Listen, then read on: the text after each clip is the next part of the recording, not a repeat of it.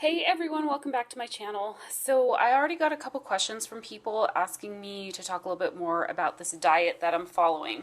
So I thought I would go ahead and record a video. This will probably end up being between 15 and 20 minutes. I have some notes here, but I am going to talk with you kind of just about the basics of this new eating lifestyle, the benefits, the difficulties I had in switching over, kind of the typical foods or meals that I prepare, and then also kind of talk a little bit about why I'm doing it. So basics, the plan I initially started following is based on this book, the Engine 2 7-Day Rescue Diet. And it's by this guy, Rip Esselstyn. I don't know if that's how you pronounce his last name or not. The Engine 2 Rescue Diet, 7-Day Rescue Diet, there was a very summary level of this plan in the magazine that I saw, and that's what I based it off of and then bought the book.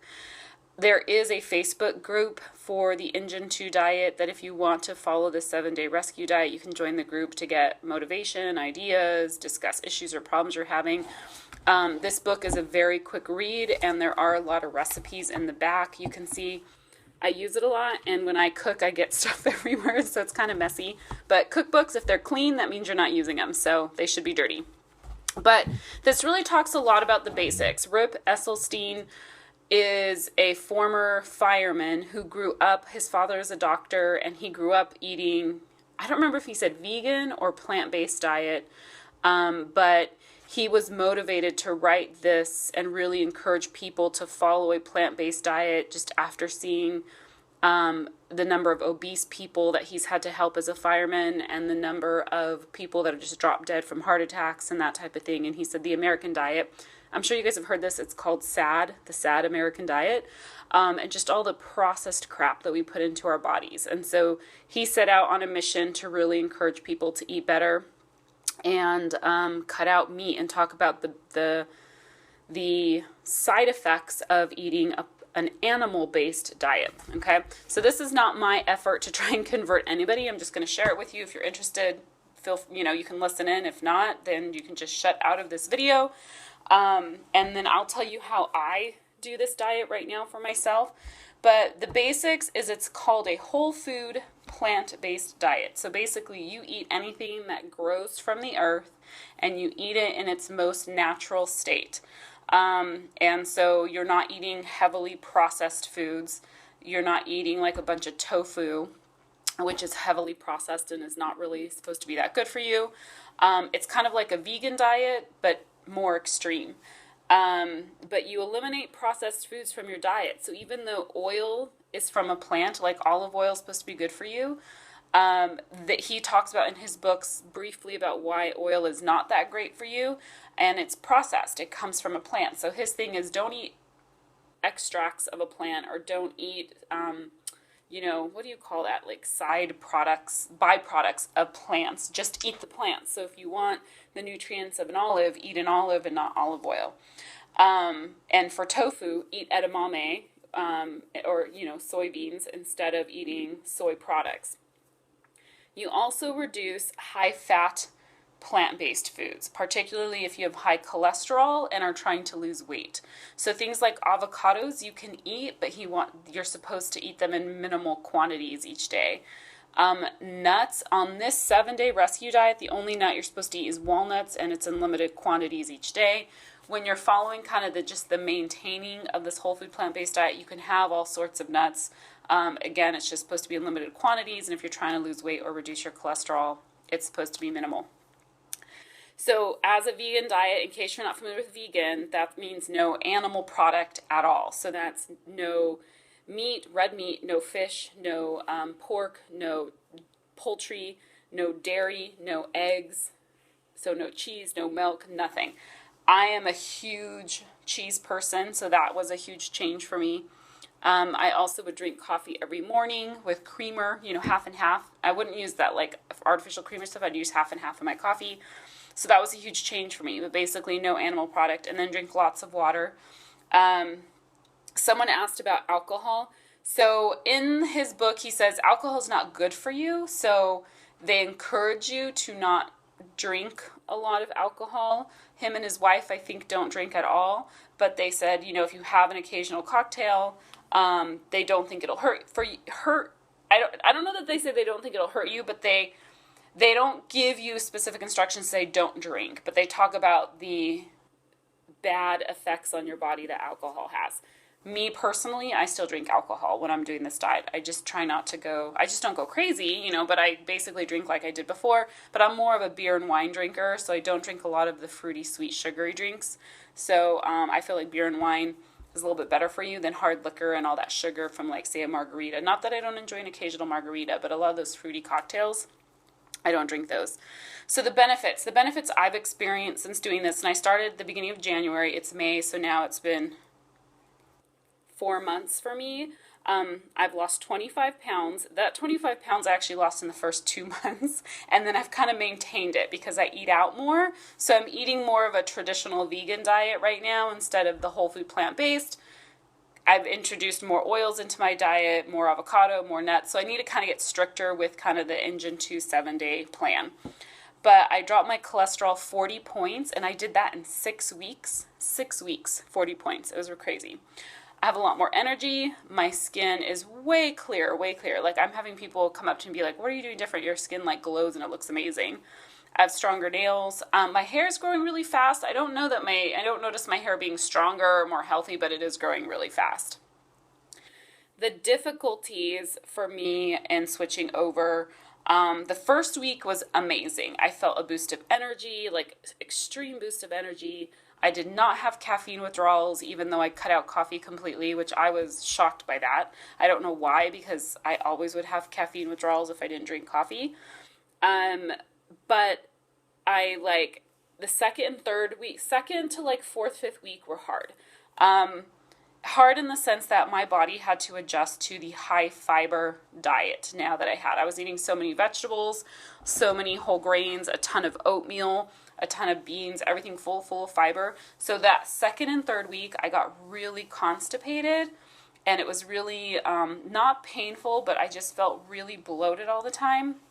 And I did a lot of research online, and there was a lot of articles and people's blogs talking about, making that switch. If you go like cold turkey from, your South American diet, where everything's processed and not high fiber, to like a very high fiber diet of a whole food plant-based diet, then your body has to adjust. So you end up, the bulk of the fiber kind of stops you up a little bit. But then I would say by the fourth week, maybe the middle to end of the third week, things were moving and have been moving great. So sorry, I know it's TMI, but I'm just sharing that with you because I was shocked by that. And I almost was like, okay, maybe I should not be following this diet because I was that uncomfortable. But it eventually all worked itself out. I did get a lot of headaches, like small kind of nagging headaches, probably in weeks like 3, 4, 5. And I want to say I don't really know what it was caused by. I don't get them anymore, and I've actually haven't had migraines like I used to either.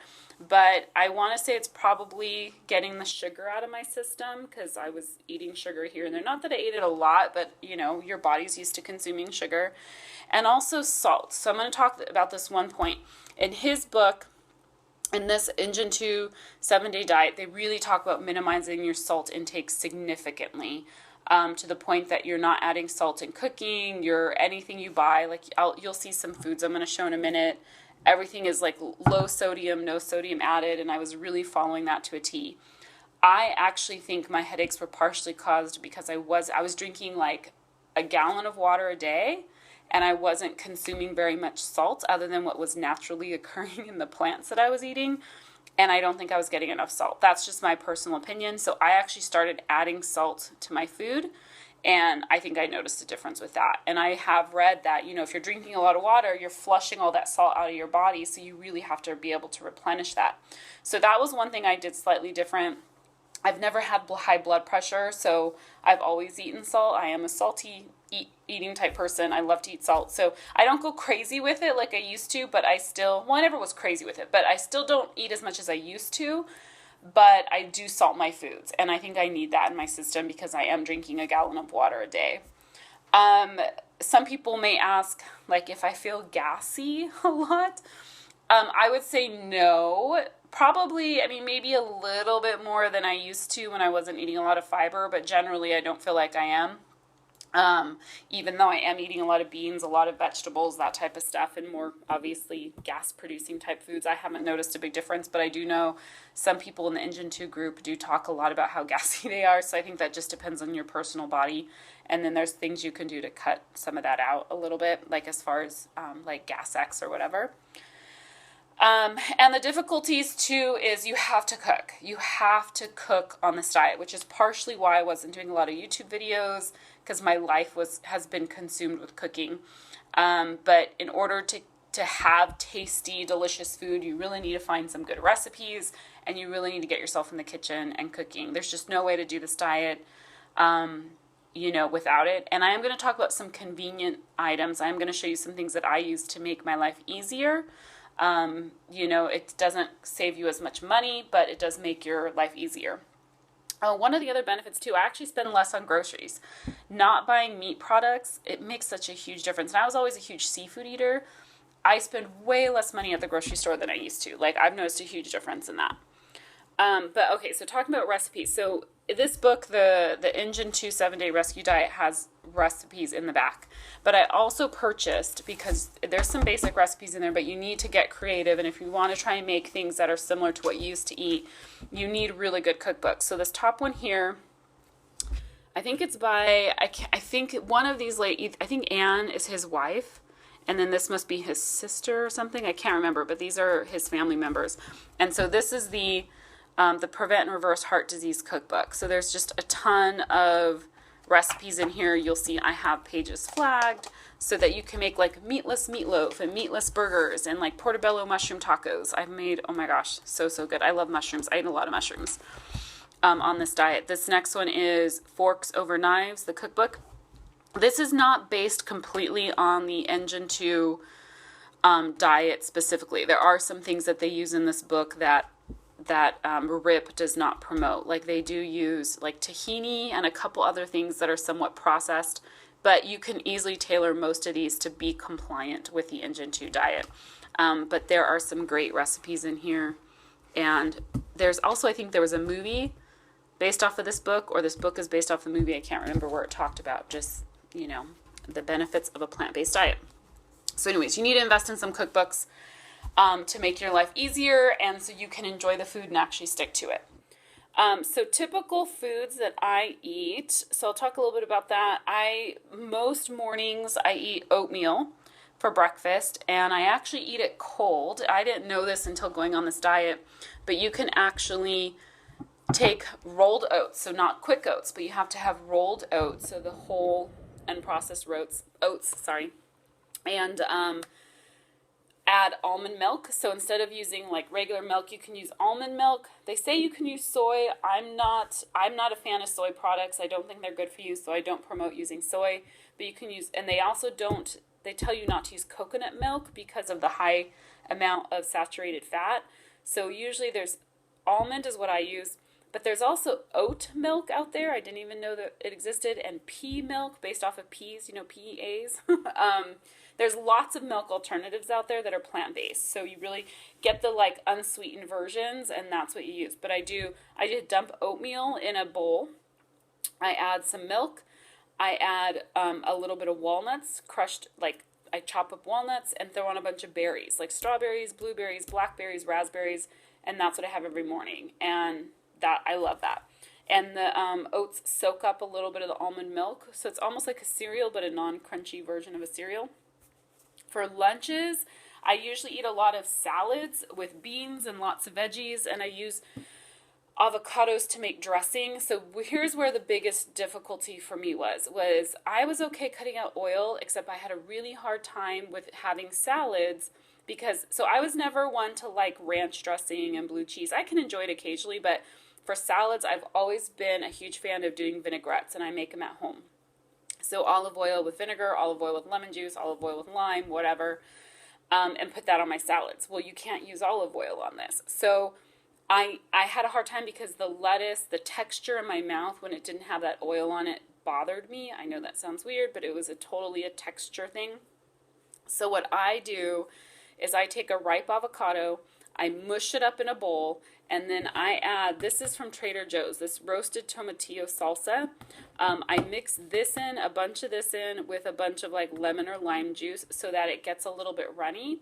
But you have the fat of the avocado helps coat the lettuce and kind of gives you the effect of having oil in your dressing. And then you get a lot of flavor from the salsa and the lemon juice. And then what also helps is, because you're supposed to have a quarter of an avocado a day.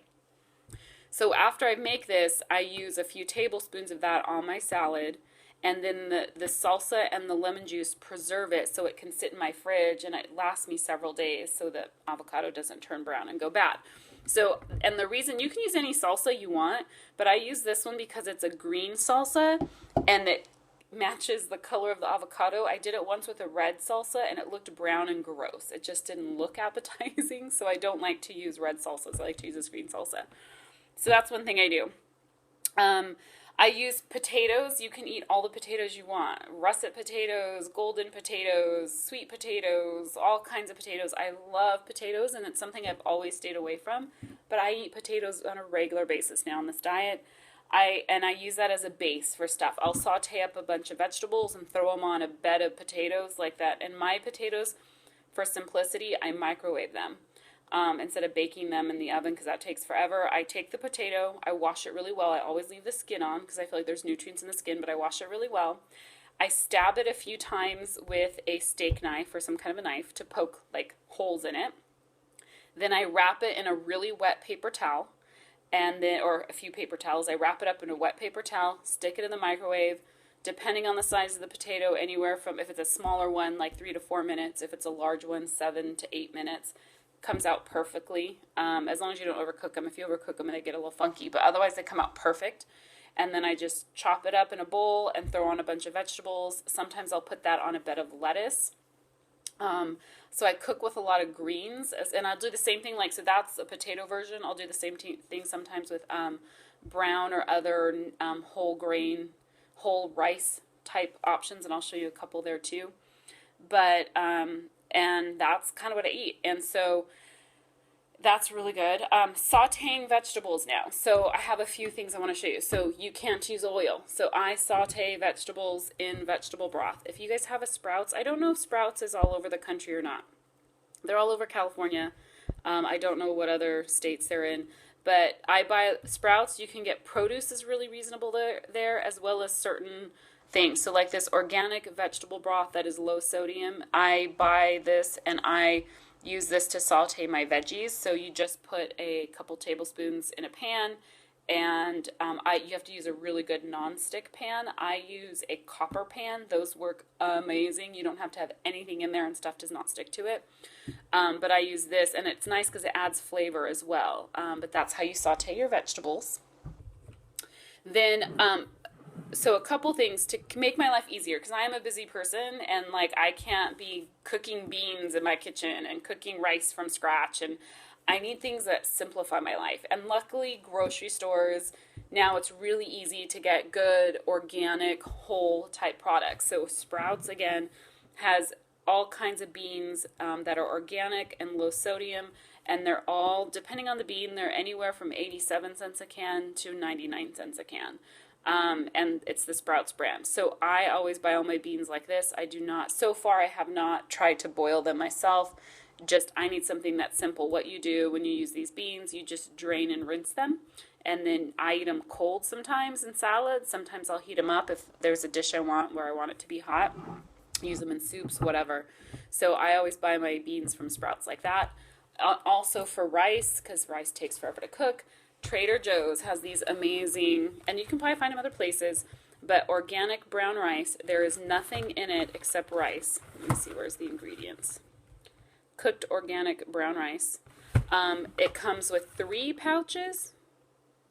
Yeah, 3 10-ounce pouches. Each pouch I get 2 servings out of. But you throw this in your microwave for like 3 minutes, and it's perfect. I love it. They also have this rice medley one, which is brown rice, red rice, and black barley. I love this one. It has such good flavor. Same thing in that it's just those whole grain. I say whole grain. That's not really whole grain, but the whole rices, so they're not processed.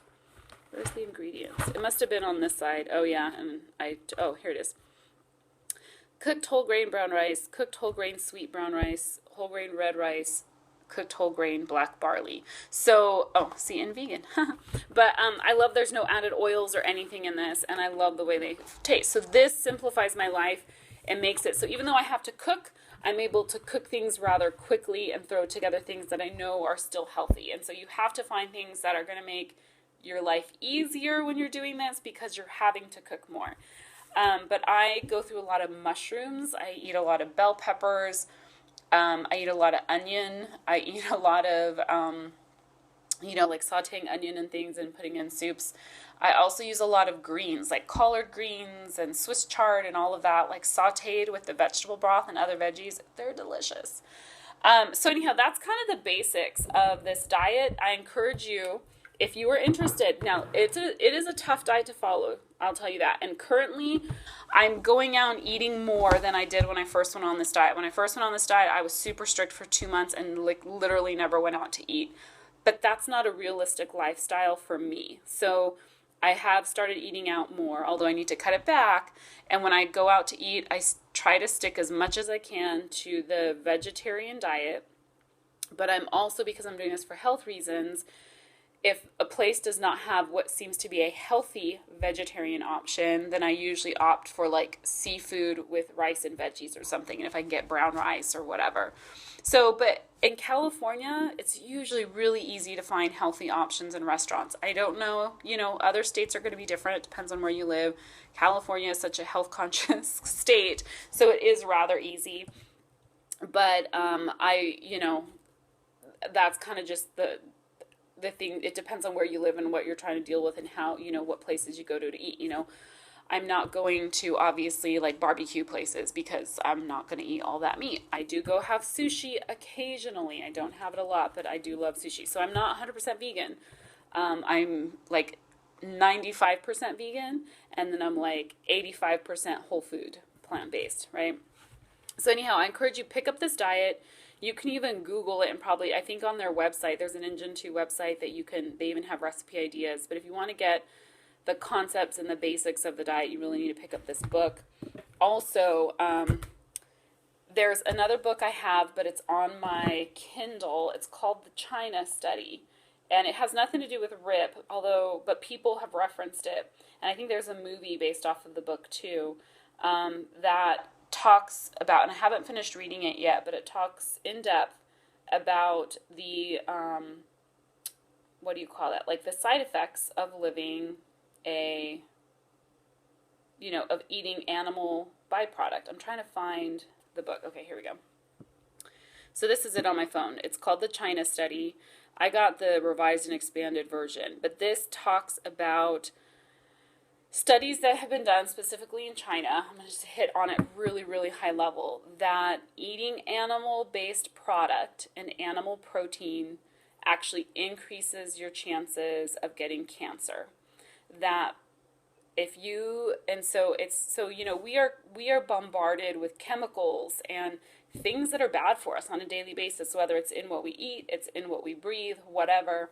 But our body is not, if you're eating, what they're basically their premise is if you're eating animal proteins, your body is not able to fight off those hazards and those chemicals and those things that you're consuming. And there was a study that was done in China, and I haven't finished reading this book, but basically that they were finding high instances of some kind of cancer, I can't remember what it was, in children that were eating these certain peanuts that were tainted with some kind of a mold that was a cancer-causing mold or something like that. But all the cases of cancer were in children of wealthy families who were eating animal products, who were able to eat meat and dairy and all of that. Children that were eating those peanuts that were poor and lived off of rice and other plant-based foods did not have the same occurrences of cancer. And so it just shocked me. Like, I've never heard that before, So it's just one of those added benefits. I mean, I truly am doing this for health reasons, to try and like lose weight, to feel better. And if I feel like, okay, trying to do as much as I can of what I'm putting in my body to be healthier, and feel good about it. So, but again, we're all human. And so that's why I still enjoy having a drink here and there. If I go out to eat, I don't stress about it completely. I try to be as healthy as I can. I don't go and eat pizza, and I don't go out and eat hamburgers, but I may have something that has oil or has a little sugar, or I eat some seafood here and there. When I went on vacation to Italy. I mentioned that in my kind of hello and update video. I spent about 10 days. I was on vacation with some friends, and I was like, I need part of, like, half of vacationing for me is enjoying the local food. So when I went on that trip, I said, I'm not going to stress about it. Like, so I ate beef like twice on that trip. I had an Irish beef stew. I know we were in Italy. On the way over to Italy, we flew in and out of Venice. Round trip flights were $489. I mean, I could not believe that. But we flew in and out of Venice. But on the way to Venice, we had a one night stopover in Dublin, Ireland, and we did that intentionally. And so we went out that night. We got there like in the afternoon, and we went out and checked out Dublin. We went to a pub, and I got the beef stew, and I ate it, and it was delicious. And then one other time I ate some beef carpaccio. So, but that's why I'm like, I may not be doing this 100%. To really lose weight and lose weight quickly, you need to do it 100%. But I still feel good, and I haven't gained any weight back. So even though I may be going out and eating things here and there, because I'm, for the most part, following this plan when I'm home and cooking, I've maintained the 25 pounds that I've lost, but I need to get back on it to lose more weight. So, and I have a drink. I enjoy a beer. I enjoy a glass of wine here and there. So that's kind of like, that's this diet I'm following. This is a big change I've made this year, and I'm really sticking to it. And a lot of my friends and family and people at work have really noticed a huge difference. So that's exciting. I notice a huge difference in my clothes. Like, everything fits looser. Some things are too loose, and so I have to like buy some clothes. But if you have any questions or comments, definitely like post those below. I'd be happy to answer any questions. If you know me on Facebook, feel free to message me there. And if you really have a lot of questions that you want to talk outside of Messenger, or you don't have Messenger, I'd be happy to share my cell phone number with you if I kind of know who you are and you're able to contact me through Facebook, to text and be able to share some more specifics with you. So anyhow, thank you guys so much for watching. Maybe I've inspired you to make some changes in your life if you feel like you need to. I don't know.